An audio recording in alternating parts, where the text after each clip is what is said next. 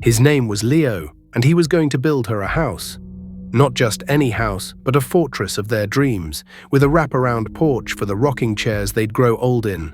He took the promotion, the one with the brutal hours, because the architect's plans didn't pay for themselves.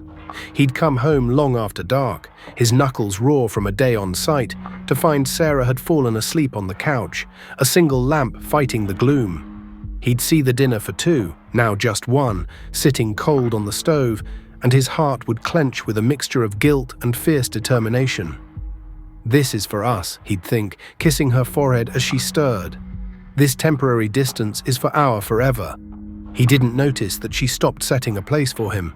He was too busy studying blueprints to see that the light in her eyes when he talked about their future had dimmed, replaced by a polite, distant smile.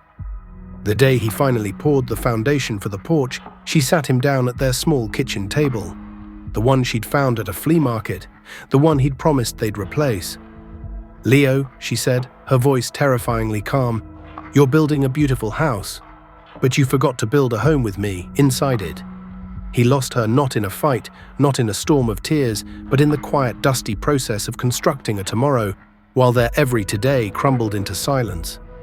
And so, for the man who sees the blueprint of his future warping, who feels the first cold ache in the joints of the life he's building, here is the only advice that matters. Stop building the house and start living in the home. The arthritis you feel is not a flaw in the materials. It is the symptom of a structure starved of warmth, of a foundation cracking under the weight of deferred joy. You cannot simply add more beams of ambition or slap a fresh coat of sacrifice on the walls. The healing begins with a different kind of architecture. Listen to the sounds of your now, not the future hammering you schedule, but the present symphony you've been ignoring. The rhythm of her breathing as she sleeps, the specific way she laughs at that one old joke, the quiet sigh she makes when she's worried. These are not distractions from your plan. They are the plan. Build with flexible materials. Let a spontaneous dance in the kitchen be more important than a perfectly clean floor. Let a lazy Sunday in bed with tangled limbs hold more value than a crossed-off to-do list. A home that cannot bend with the winds of daily life will splinter. A relationship that cannot pivot from the blueprint to embrace a rainy day change of plans was never a home. It was a project. Tend to the hearth, not just the roof. The most important room is not the one you're adding for tomorrow. It's the one you're both in today. Stoke the fire of simple connection.